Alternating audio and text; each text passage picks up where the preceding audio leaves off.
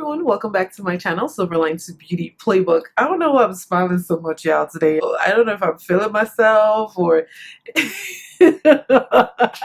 anyways, welcome back to my channel. This video is long overdue.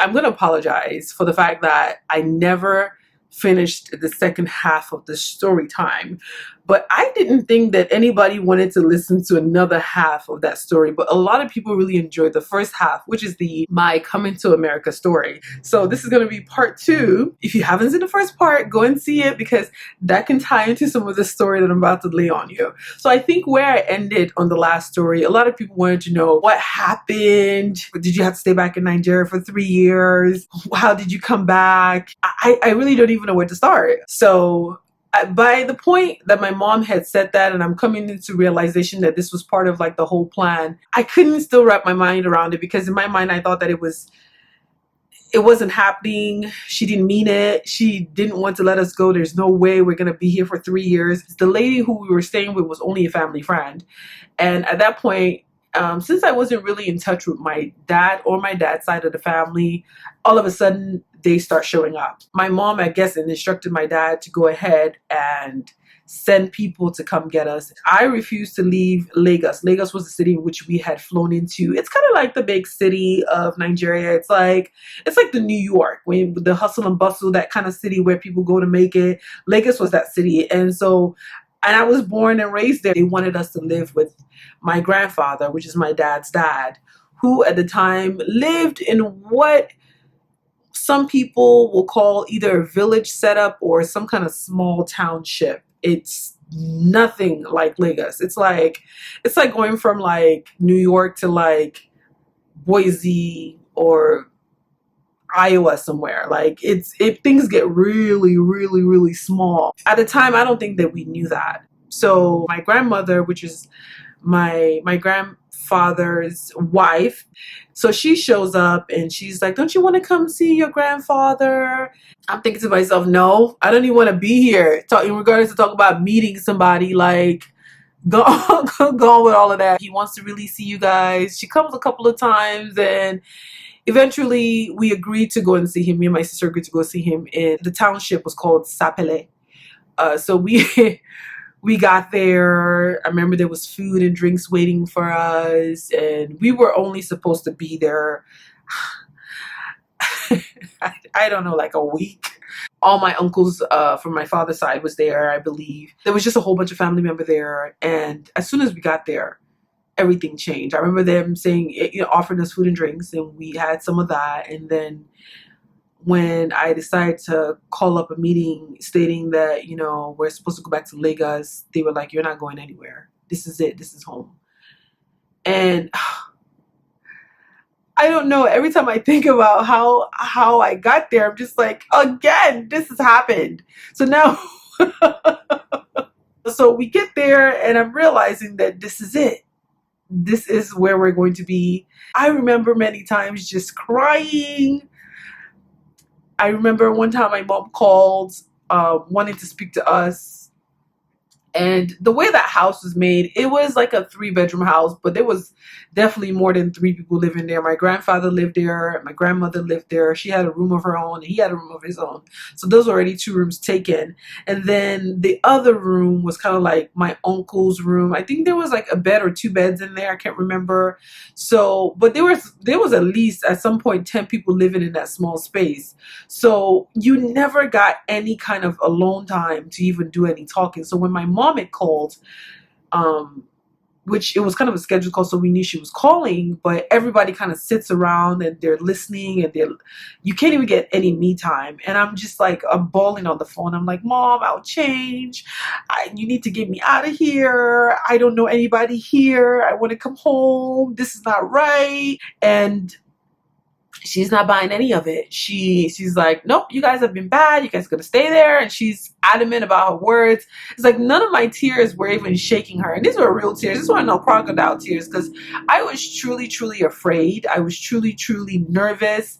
I was truly heartbroken. As soon as we hang up the phone, the room is quiet, because all my uncles are in the room. My grandfather's in the room. My grandmother's in the room. And they're looking at me like, bitch, really? You don't know us, huh? I'm thinking I've seen these people maybe once or twice in my whole life, and to just start upping and then living with them for the next 3 years is beyond me. So yes, if I felt like I didn't know you, don't be offended, because I really don't know you. Next thing you know, they're yelling at us. You ungrateful children, you're stupid, you're useless girls. That's why you were sent here. You're wayward. That was my grandfather's favorite word, wayward. You're wayward. And the tears just come down my face. The next couple of months, we're enrolled in school. It ended up being a boarding house experience for me and my sister, which I actually ended up loving, because that took us out of that supervision from my grandparents and into an environment where you just sort of kind of are your own boss, I guess. I remember walking into the school premises and people kind of staring and looking at us. Apparently, people already knew we were coming before we got there. There was like rumors about these girls who were coming from Chicago and coming to, school with them. So everybody knew us as these, like, I guess, American chicks, I guess, which, to be honest, wasn't really a bad feeling. The one thing I do remember about the enrollment process, this is like the biggest thing for me and I would never forget it. So it's time for us to enroll. My uncle takes us down to the school and we're, filling out paperwork and whatnot. And we filled out paperwork, with the name in which we'd be using in the States, which was my mom's last name. A lot of people don't know that I bear my mom's last name. I actually bared my dad's last name growing up as a child in Nigeria, but when I came to the States, I switched over to my mom's last name, and I've bared that name since then because that name makes sense to me. That's the name I put on the paperwork. And then when my uncle walks in while we're filling out this paperwork, he's like, "What is this?" And I was like, "I'm filling out the paperwork. What's the problem?" And he's like, "That's not your last name." And he's going off about it. He takes the paper, crumps it up, and he's like, "You need to put the right last name on there." So I had to restart this whole paperwork, and I'm thinking to myself, I'm like, "Well, this makes no sense. Why would we change the last name?" She's like, "You should be ashamed of yourself bearing another man's last name. Your father's last name is not that." And they're big about, like, taking pride in what is your father's land or whatever the case may be. And I remember talking to my sister after the whole process. I was like, all our American documents are in the Okoro last name. So, in our mind, we're thinking, I hope this is not going to be a problem when it's time for us to go back, because, they told us we're only going to be here for 3 years. And I'm hoping that 3 years don't come around and we've been deceived again. The schooling experience was good. The dormitory part of it was good. I really enjoyed that experience. On holidays, so when school was out, would have to go back to my grandparents' home, which we absolutely hated. There were certain things that were said and done that wasn't really very nice. It really made it hard to grow really attached to that side of my family, to be honest. My grandfather, for the most part, was chill. He's passed away now, but I felt like he was really more chill. I felt like we could just chill out. But my step grandmother, which is not my original grandmother, my original grandmother was actually in the States. She just used to cause havoc. She would snoop throughout things. She would start rumors in the house saying that she saw one of us talking to some boy. She would just start up a rumor, and then they would hold these meetings, and then we would either get whooped during the meetings or yelled at or made to feel like we were wayward. So, to be honest, I never got close to them because of that. Every now and again, my mom would call. Sometimes she called us at my grandfather's house when we were home, and then sometimes she'd call us at the dormitories when we were there. I had a serious hatred for my mom throughout the whole time I was there. But as time went by, because she was kind of the only lifeline at the time, I had to get into a speaking conversation with her, because there was a time I didn't even want to talk to her. The last year is kind of rounding up. We're taking our final exams, what you guys would call like the SAT here. So we had to take the examinations and also pass the examinations. Well, the issue with that was that the results don't come out for another like 6 months or something like that. So we were kind of like, are we gonna still be here for another 6 months after our 3-year sentence? But that's when things started to change and it started to look a little bit different. We take the exams, and we're kind of playing the waiting game. I get this call from my mom, and I remember that call like yesterday. And she's like, you know, you guys are in the midst of writing your exams. And she was like, I just want to let you guys know real quick, your dad doesn't really want you guys to come back to the States. I was like, what do you mean? Well, his actions are going to make it very impossible for you to come back. And I said, well, is it a name thing? And she said, yes. She said, your visa, it says Okoro. Your passports say Okoro. And now they've made you guys a new passport. You guys don't have an American passport that bears his last name or a visa that bears his last name. So from what they're attempting to do, you're probably not going to make it back ever to the United States, because then they're going to think that it's some amount of fraud. You know, America don't play on fraud. You know, it's serious business. And I remember my mouth dropping like I knew this was going to happen. Well, so what are we going to do? And she was like, if you guys want to come back to the States, I'm going to have some instructions for you guys. You guys have to follow them. And I'm thinking to myself, like, what? Basically, my mom says she's going to send us some money. She doesn't know how yet. And once we get that money, that would be the money that we would use to run away. Run away to where? And she was like, you guys have to find a way out of there and find your way to Lagos to catch your flight back home to America. And I was like, we have to find our way if you want to come back. This is all on us now. All of a sudden, we have to now find our way back. And she was like, yeah.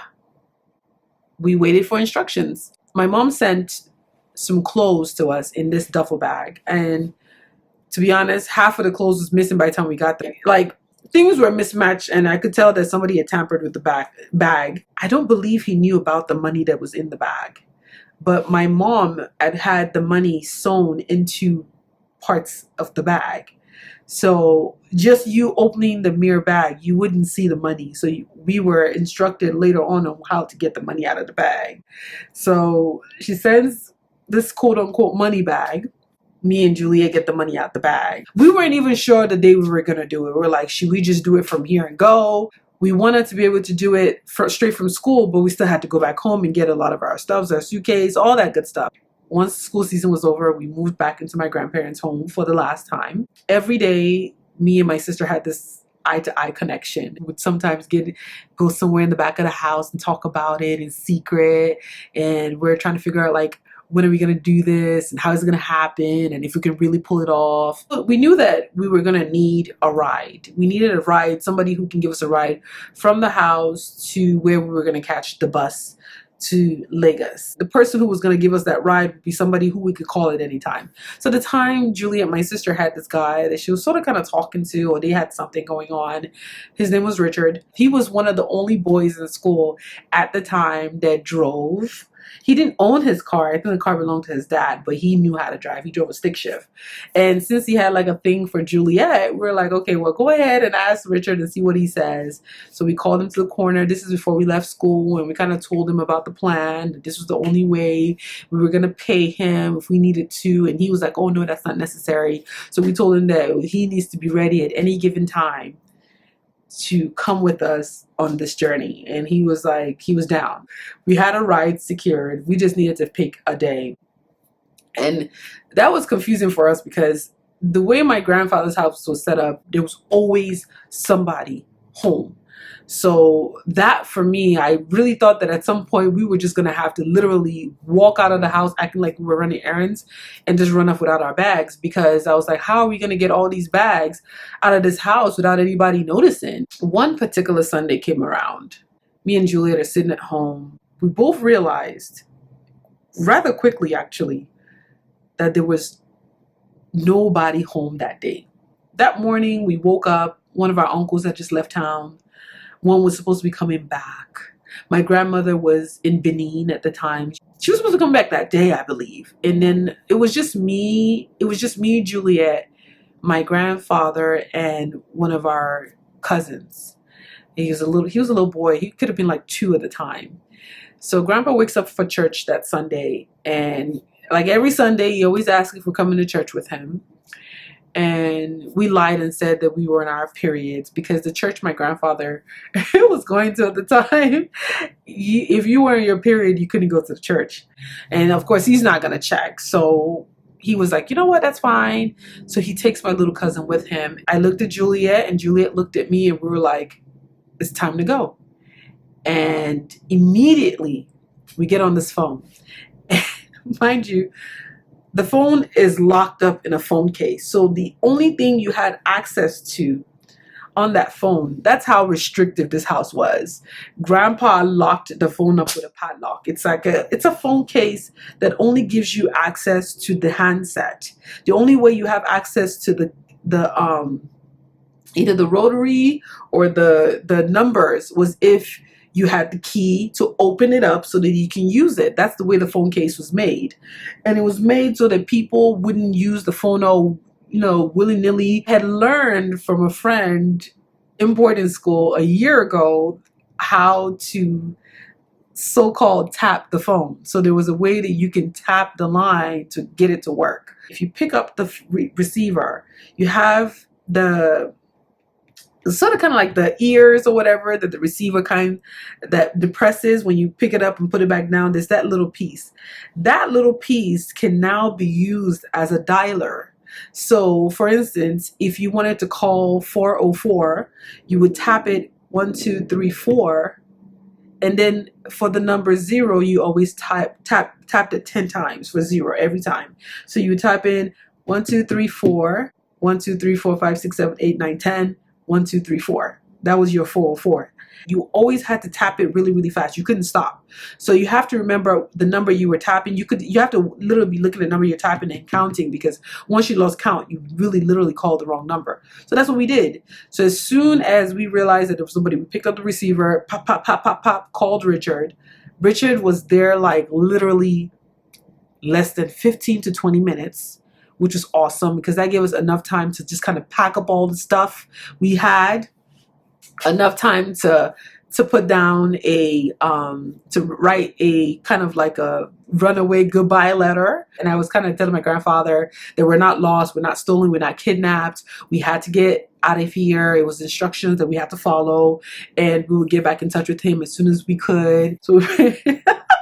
So we pack up all this stuff. Richard comes backing into the compound. We start loading the bags in any which way we could. The neighbors coming out, and they were kind of looking like, are these bitches running, or is it just us? But we didn't even look at them. Like, we were just like, before anybody realizes what the hell was going on, we dipped.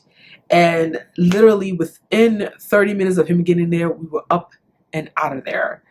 And I had so much adrenaline just kind of rushing through me because I couldn't believe that this had just happened. He took us to the car park, and the car park was where you can catch like different buses to wherever you were going. So my sister caught a bus straight to Lagos, and I remember catching a bus straight to Benin because I never really got a chance to say goodbye to my boyfriend at the time.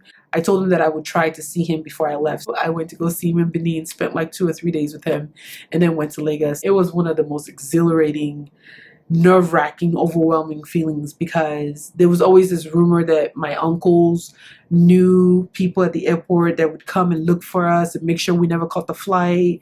I kept hearing rumors that they were waiting for us at the airport, that we were listed as missing people or kidnapped kids. So there was like all these different things. So I remember the day we were at the airport, when we were leaving, we kept like looking down, trying not to make eye contact with any of the officers in the building because we were like, we're not trying to go back from here. And I was just so scared. But the truth was that they would have showed up at the airport, but they just didn't know what day we were scheduled to leave. And that's how we got out. It's a lot. It's even a lot for me when I think about it. And even when I tell friends about the story, they was like, you're lying. There's no way that happened. It was definitely a learned experience. Thank you guys for having interest in the story. Hope you guys enjoyed, and I'll see you guys in the next video. Mwah.